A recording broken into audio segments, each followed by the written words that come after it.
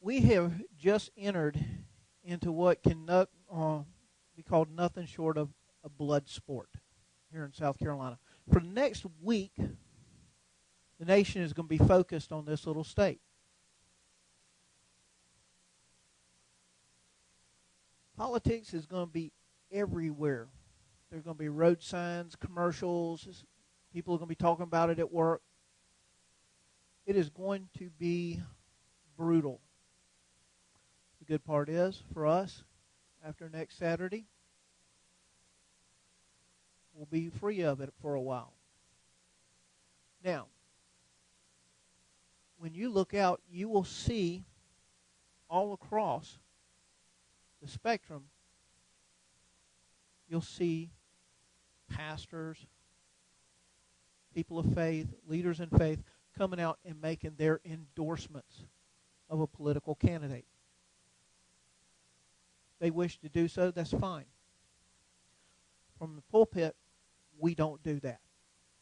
However, there are two nations on the face of the earth that were consecrated to God. The first is Israel. God consecrated a people unto himself in the nation of Israel. In fact, in history, no nation has ever disappeared from the face of the earth to once again reappear. Only Israel has done that.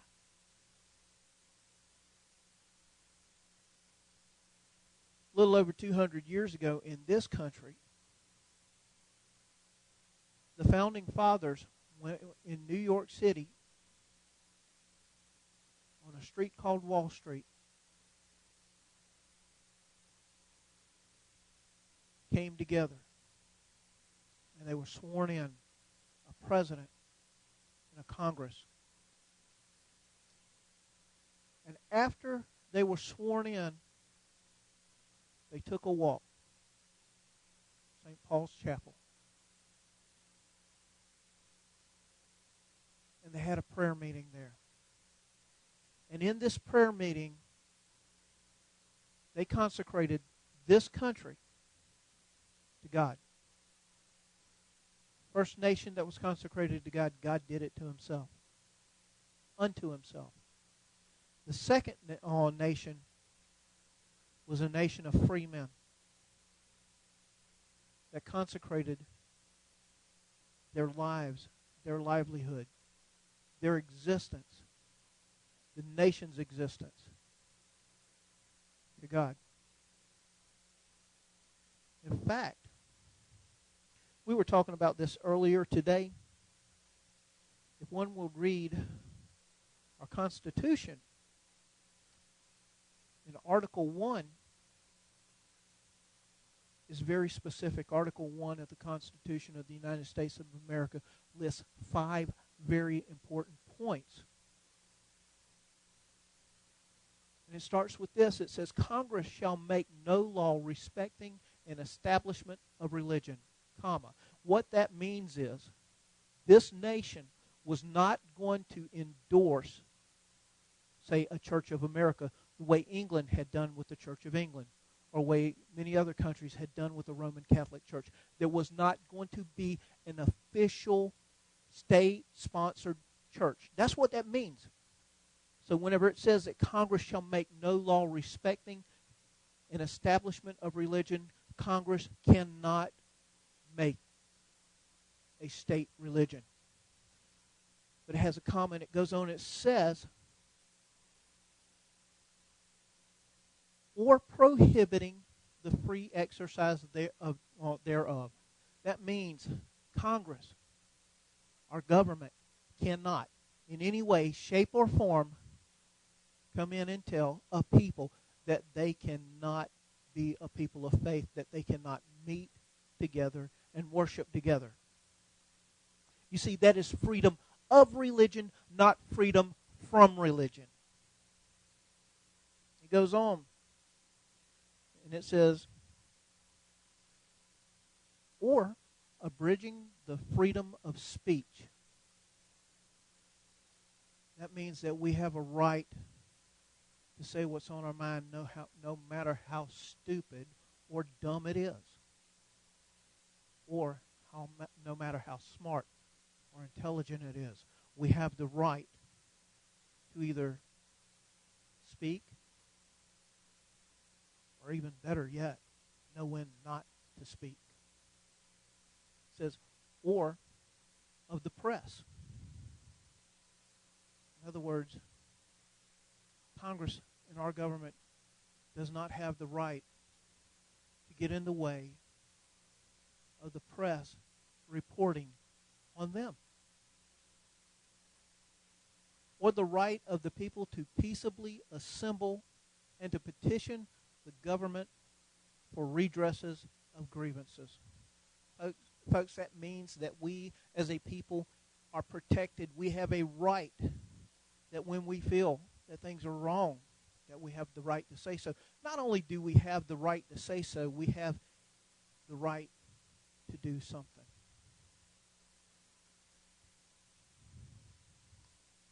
We're going into Luke chapter 6, starting at verse 43. It says, "For a good tree does not bear bad fruit, nor does a bad tree bear good fruit. For every tree is known by its own fruit." I'll stop right there. This nation that we live in, when it was a nation that was focused on God and focused on the needs of others before ourselves, was a nation that people respected, that people wished to come to, that people wished to immigrate to, that people wished to become American citizens. And when they came here, from wherever they came here from, they did something. They learned what it meant to be an American. What that meant is they assimilated. They threw off the things of their past and put on the new things of a godly country. They learned what personal freedoms meant and the responsibilities that go with them. Understand something. When we talk about our rights that are guaranteed in the Constitution, rights come with responsibilities. Freedom is not free. Freedom does not mean that you get something without a cost being attached to it. There's a cost for liberty. That cost is usually paid for in blood. But there was a time when people looked at this country and they saw a good tree producing good fruit. But they also saw something else. They saw a country that was willing to give, even whenever it didn't have enough for itself. It became one of the richest nations on the face of the earth in a very short time because of the foresight of making sure that the Father was in the mix, giving God His honor in His place. But something has changed along the way. We've decided that we don't want God in government. We don't want God in the people in government.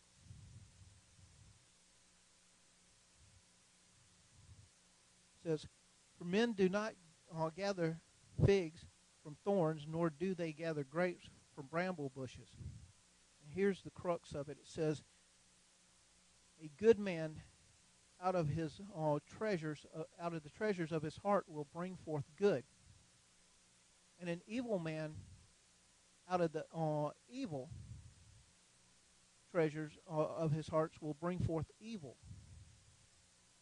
For out of the abundance of the heart, the mouth speaks." Okay? Right now, like I said, there is a blood sport going on. And we've got people of faith that will sit there and look at the spectrum of what's going on out there, and they will pick somebody.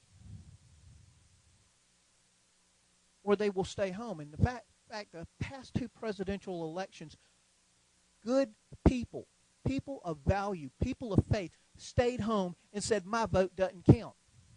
And guess what? Not only did their vote not count, their voices didn't count either. So whenever we look at what we got, the blame falls back on us. Why? Because whenever we choose not to speak, we allow evil into the mix. Okay? Say, well, it's rigged. It's going to turn out the way it's going to turn out. No. Every person in this nation, a nation that has been consecrated to God, has a vote. In other words, you have a voice. When you do not speak that voice, when you sit back and you allow evil into the mix, you are guilty of that evil. Well, let's look at what we got out there. Not calling any names, but we've got people out there that will support somebody who has made a living off of tearing other people down. Casinos, strip clubs. He's made a living off of it. And they say, well, I like what he's saying. What are the values? Okay. Then we've got another side. And they look over and they see another side. And they say, they're offering free stuff. They're telling me what they're going to give me. You can take every dollar from the richest people in the country. And once their money is gone, who are they going to come for to get the money? You. Eventually, there's nothing. And the thing is, you're going to have two classes of people. You're going to have those that are being ruled and those that are the rulers. Those that are going to be in need and in want because there is nothing there. And then you're going to have those that get everything. And there's no way to go from the needy to the ones that have everything, because you'll be kept out of the club. If you don't believe me, all you have to do is study history. Communism was a godless government. And the only ones who had were the ones that were in the government. And the ones who did not have were everybody else. They had no voice. So we've got a choice. We've got someone who wants to be authoritarian, to rule, to do things their own way. But whenever you bring in authoritarian, you lose the right to have a voice. And if that person that you bring in as an authoritarian has no morals, what have you allowed in? You've allowed evil into the mix, and you are guilty of it. Next, you have a godless government.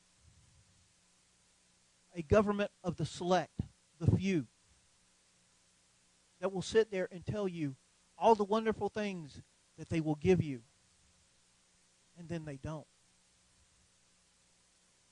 They rob you of your identity. They rob you of your voice. They rob you of your wants, your desires. They tell you only what you can be.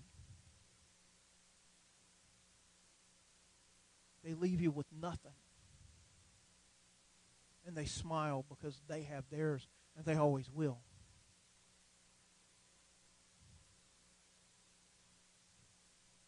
We as a people need to look at what this country was founded on. And the thing is, we hear people say, well, I'm for the Constitution. Have you read it? And people say, well, separation of church and state. There is no such thing. They say it's constitutional. No, it's not. You read the Constitution, it is not there. In fact, separation of church and state came from whenever Thomas Jefferson was a governor, and he wrote a letter to a church. And he told the church that there has to be a separation from the church and the state. The state could not allow one church to be the ruling church. Separation of church and state means that the state cannot tell you where to go to church. It cannot tell you how to worship. It cannot tell you how to believe.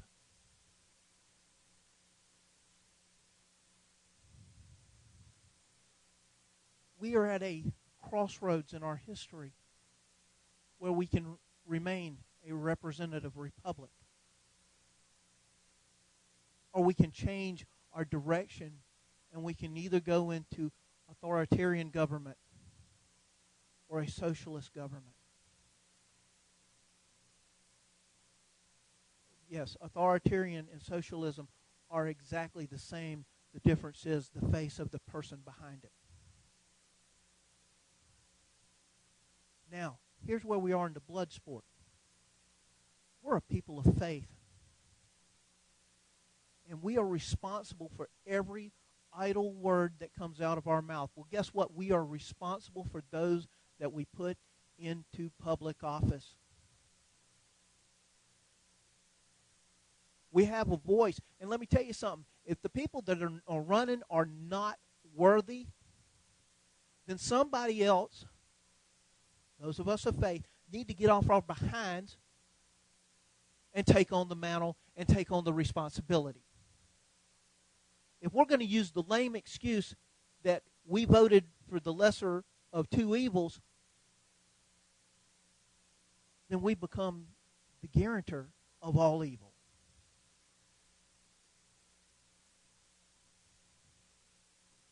There is a vote coming. And we have to be heard. We have a right as citizens to be heard. We have a duty as people of a Christian nation to allow ourselves to be heard. In fact, God will hold us accountable for that voice.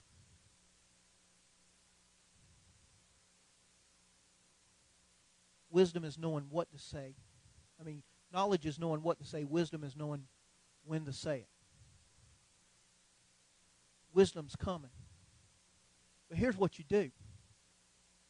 You don't look at the noise or the commercials or anything like that. You actually do your homework. In other words, you look at the candidates and you go back and you do your research and you find out, who are they? What have they done to get to where they're at? What has their lives been moving to this point? And another thing, what are their morals? What have their morals been up until this point? Don't listen to what they say. Go back and look at it. Because voices will lie to you.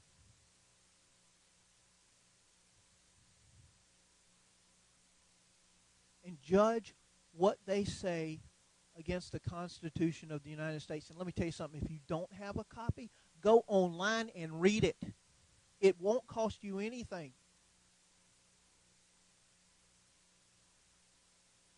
And find out.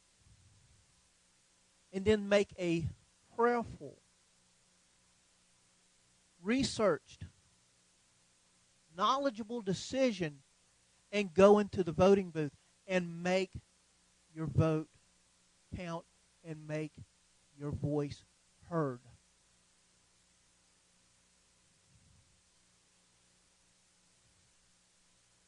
Hezekiah, when he was laying on his deathbed, he had already been told by Isaiah he was going to die. When Isaiah left him, he cried out to God.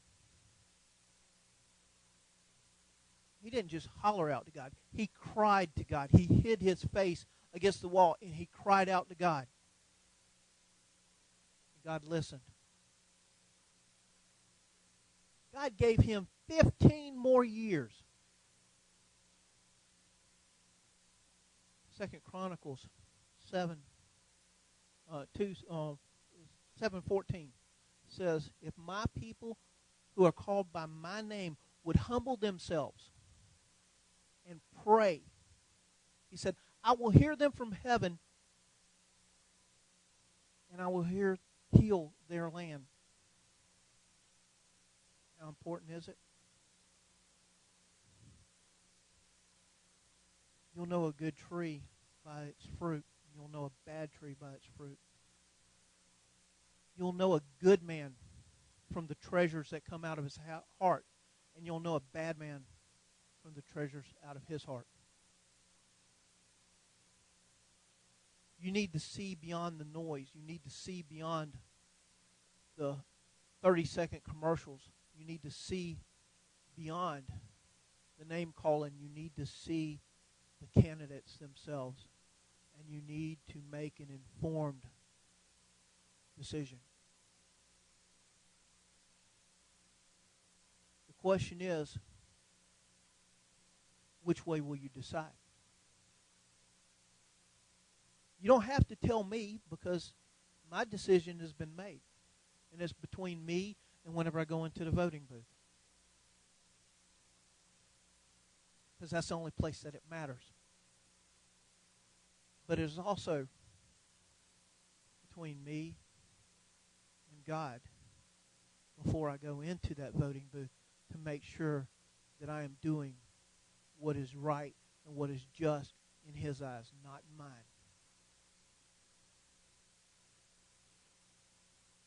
What if this was the last election? What if this was the chasm that if we take the wrong step, we fall over into the abyss? Could that be the risk that we're about to take? We don't know. But I can say this. If we are silent, and we do like we've done in the last 2 presidential elections, and by the millions we allow our voices to go silent, we will allow an evil to come in.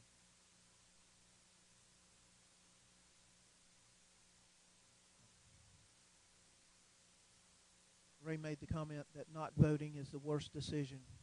In fact, when you decide not to make a decision, you have made the decision.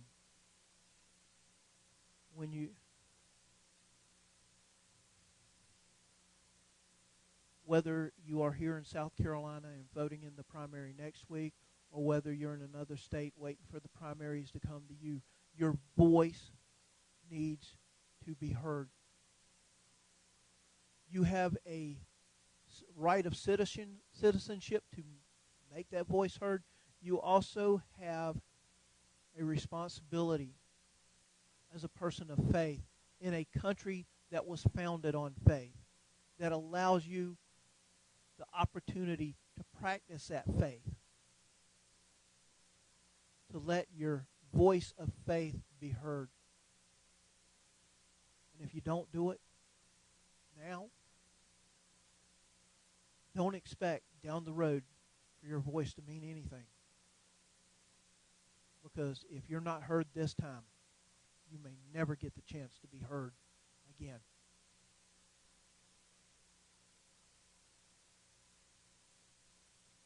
The pivotal nature of where we're at is this. Antonin Scalia died today. Supreme Court Justice, 79 years old. When people say, well, a president's not that big a deal. He's only there 4 to 8 years. But it is the president that nominates the members of the Supreme Court. Antonin Scalia was a Christian as well as a patriot, as well as a constitutionalist. A very smart man.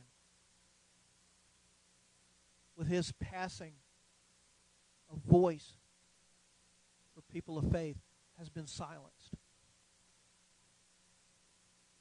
If you do not think that it means something, he was appointed by Ronald Reagan 30-plus years ago. The next person that takes his place can have a voice that will chart this country for the next 30, 40, to 50 years. Is it important? You better believe it. If your voice is not heard in the little things, it won't get heard in the big things. So, folks, as we go out of here tonight and we look to what's coming in the future, remember, let your voice be heard. Let it be a voice that is educated. Let it be a voice that is built on looking through the mantle of what God would want in a leader.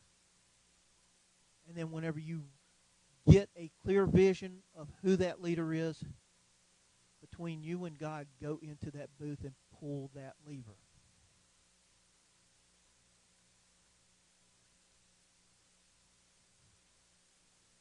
We're going to leave you here tonight with just a prayer for a moment, since we don't have Toodaloo. But take that moment to consider. And pray that God opens your eyes. And maybe God will change the person you're looking at. Or maybe God will strengthen the person that you're looking at. But take the time to find out. And make sure that when you go wisely. Father God, we come before you. Father God, we know that maybe our one little voice by itself can get lost in the noise. But when we join voices together, they become louder, stronger, easier to be heard over the noise. And when people of faith will take and put their voices together, that voice will be heard throughout over the noise. Father God, give people of faith the strength and the ability to see what it is that you want, the desires of your heart, the things that you want us to be. And show us. Father, we just ask that you push us out of the way. Push the noise out of the way. And let your Spirit guide us in this time. We ask it in Jesus' most holy and precious name. Amen.